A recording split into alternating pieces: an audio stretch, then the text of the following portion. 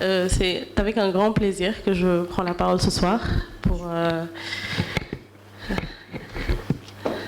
partager donc cette note de lecture que j'ai eu à faire sur l'ouvrage. Parler devant des professeurs émérites, grands chercheurs et personnalités présentes aujourd'hui.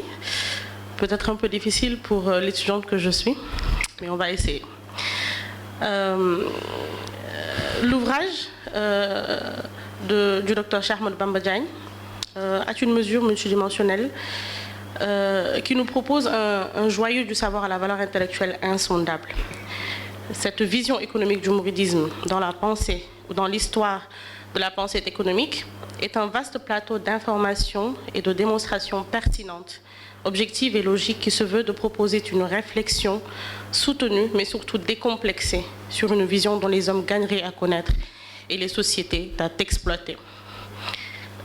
Cet ouvrage de l'éminent professeur, c'est 109 pages qui nous tiennent en haleine et nous convient à la découverte d'une vision ou encore d'une théorie économique, mais aussi sociale, jusqu'à présent mollement exploitée, mais qui pourrait participer massivement à la résolution de problématiques socio-économiques contemporaines dont nous ne pourrions imaginer l'impact, ou en tout cas l'étendue des impacts.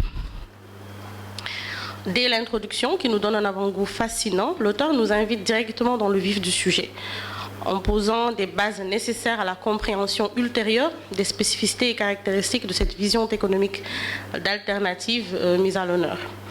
Il annonce l'exploitation d'éléments descriptifs, factuels, sur les manières employées par la communauté mouride afin de mettre en place l'ensemble des éléments nécessaires à la mise en œuvre de sa politique économique, mais aussi socioculturelle. Et justement, comment, au-delà de ce take-off, elle a su la crédibiliser, la légitimer. La première partie de ce grand ouvrage, le Dr Diagne le consacre à l'histoire de la pensée économique, en général. Celle que nous connaissons à peu près tous, celle que nous avons entendue dans les amphithéâtres universitaires. C'est une partie qui est divisée en 9 chapitres, à raison donc d'une théorie par chapitre. Il nous présente donc à tour de rôle les différentes doctrines économiques, en commençant par le mercantilisme jusqu'au monétarisme, en passant par la physiocratie, les classiques, le marxisme, le marginalisme et parmi d'autres.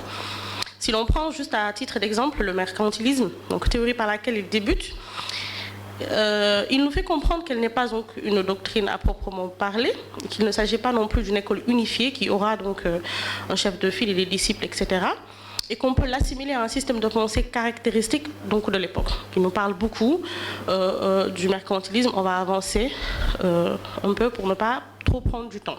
Donc, dans ce qui peut-être pourrait être présenté comme beaucoup plus intéressant, c'est-à-dire un essai de mise en opposition et de comparaison entre ces théories classiques-là et ce que le docteur Ahmadou Bamba Diagne dénomme vision économique du mouridisme. Moi, j'ai préféré parler du mouridisme économique. Donc, si on prend le mercantilisme vis-à-vis de ce mouridisme économique-là, qu'est-ce qu'on peut retenir? On peut se baser sur plusieurs points. Donc, pour faire rapide, on va prendre comme point l'objectif final des deux théories. Qu'est-ce qui les différencie? Dr Diagne nous fait comprendre que chez les mercantilistes, l'objectif final est d'accroître la richesse du souverain en termes de ressources monétaires.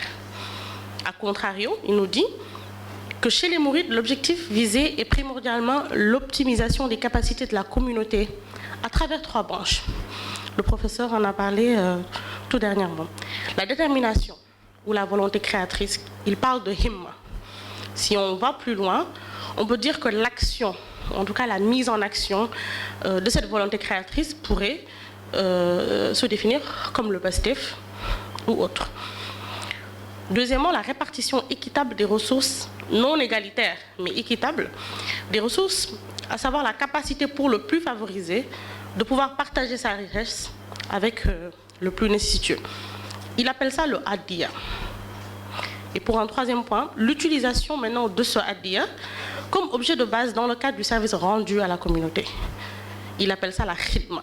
La khidma, œuvrer pour le Dieu des hommes à travers les hommes de Dieu, liggéeyal Yàlla, liggéeyal Yàlla jaam ñi ci jaami Yàlla yi. Alors, si on essaie d'apporter un léger approfondissement donc, à tout ça, nous pourrions essayer de dessiner un cycle que j'appelle cycle du Djefdjel, qui pourrait justement être la mise en adéquation justement de la himma, de la dia et de la khidma. Et nous pourrons aussi démontrer qu'en étant un cycle, chaque point revient donc à la base. Et on parle du cycle justement parce que le service à la communauté, donc le service rendu à la communauté, la khidma, dans son essence même, contribue fortement à amplifier l'étang de la volonté créatrice, celle-ci par rapport au adia et le adia par rapport au khidma. Donc justement, on peut parler de cycle. Pour un deuxième point, pour ne pas, parce qu'on pouvait effectivement prendre l'ensemble de ces théories-là et essayer de les mettre en opposition avec la vision économique du mouridisme, parce que l'auteur nous donne suffisamment de données. Mais pour avancer rapidement, nous pouvons aussi prendre ce mouridisme économique-là et essayer d'approfondir un peu sur la réappropriation identitaire de ces concepts, en tout cas de concepts classiques plutôt généralisés. Donc, outre l'exemple sur le mercantilisme, toutes les autres théories énoncées dans l'ouvrage aussi pourraient, comme je l'ai dit, en tout cas faire l'objet d'une mise en opposition. Par exemple, dans le chapitre consacré au marginalisme, pour ceux qui ont eu à lire le livre, où l'auteur nous explique les spécificités, donc justement de la notion d'utilité marginale. Les étudiants économistes qui sont ici savent de quoi je parle. On pourrait s'interroger sur la manière suivante. Le mouridisme économique, dans l'essence de ce qu'il a défini, ne légitimerait-elle pas une réappropriation conceptuelle de cette notion d'utilité marginale? Point d'interrogation. Un autre exemple, dans le chapitre alloué à l'école classique, Dr Cheikh Ahmed Bamba Diagne nous a beaucoup parlé d'Adam Smith et de son fameux ouvrage « Recherche sur la nature et les causes de la richesse des nations ». Il nous fait savoir que dans la doctrine de Smith, à la question « qu'est-ce qui fait qu'une nation ou un individu est plus riche ou moins riche ?», la réponse est donnée par sa capacité à produire ou à acquérir à travers l'échange.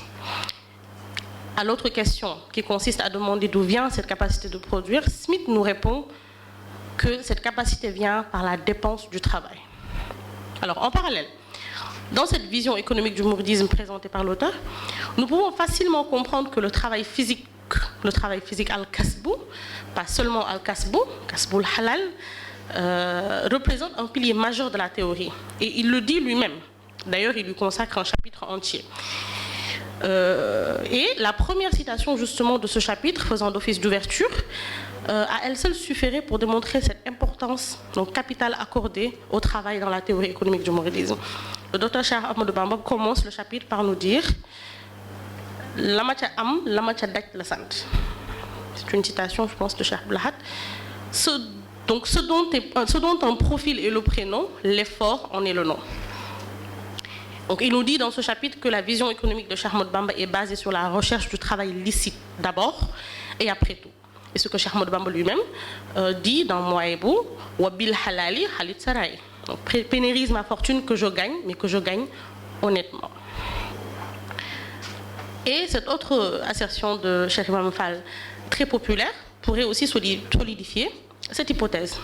Il nous dit « Rusna nyan lo asgor délégué ». Je ne m'en dirai jamais ce dont le travail pourrait m'apporter. Si nous devions donc décrypter une légère similitude entre le travail de Adam Smith et le mouridisme économique de Cheikh al-Khadim, nous pourrions dire qu'elle se trouve dans le fait que les deux théories octroient une grande importance au travail physique et en font même le pilier de leurs théories respectives. Leurs points de divergence à ce niveau seraient très nombreux à développer, mais on pourrait dire que les plus poignants seraient les définitions respectives données à la richesse et à sa finalité. Si pour Adam Smith, la richesse de l'État, c'est l'État, la condition d'une personne qui possède des biens très importants, qui détient des ressources réelles en abondance, pour Cheikh Ahmadou Bamba, la véritable richesse, c'est d'abord la science, al-hilm, et ensuite l'action fondée par cette dernière, al-amal. Cheikh al-Khadim nous dit dans Masalikul Jinan, wal tahlaman bi anna al-hilm al-wahamal humma wasilata shahadat ajal. Sache que la science et l'action basée sur la science constituent ensemble le moyen pour atteindre le bonheur éternel. Beaucoup d'autres éléments descriptifs pouvant appuyer une analyse approfondie de l'œuvre visionnaire de l'auteur pourraient être aisément soulevés. Et ceci démontre la grande précision et l'objectivité impressionnante de son travail. Dr Diagne nous invite dans la seconde partie, très rapidement, de l'ouvrage à découvrir la voie VOIX qui est derrière cette voix VOIE aussi impressionnante.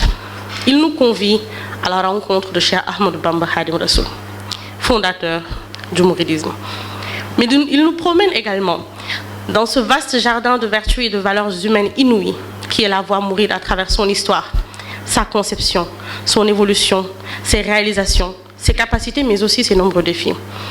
En nous donnant donc brièvement quelques détails de l'itinéraire du Cheikh, il nous explique les raisons majeures qui l'ont poussé à concevoir un projet de société dans lequel il implanta un système d'enseignement articulé autour donc, de ces 4 points, je ne vais pas y revenir, que le professeur vient tout de suite de citer, Al-Amal, Al-Kasbul Halal, Al-Hidma, mais aussi Himma. Pour terminer, chacun de ces points faisant l'objet d'un chapitre intensément fourni en informations de qualité et faits marquants qui embarque le lecteur dans un véritable voyage historique et spirituel. Et à travers des récits historiques et points d'analyse rigoureux, le docteur Khadim Bamba Diagne a entamé un exercice de décortication et d'introspection passionnant, visant à mettre sous lumière une vision certes économique, mais aussi profondément sociale et humaniste, d'un maître soufi africain qui a mené au cours du siècle dernier une lutte acharnée contre le racisme intellectuel, la subordination temporelle et pour la liberté économique. Tout ceci pour dire que ce délice cérébral que nous offre aujourd'hui le professeur Ahmed Bamba Diagne est d'une portée universelle et détient donc une valeur inqualifiable, non seulement pour les chercheurs, pour les économistes, pour les doctorants, mais pour tout âme désireux de connaître une facette capitale de l'une des merveilles vivantes avec laquelle le Seigneur a voulu bénir l'humanité, le mouridisme. Je vous remercie.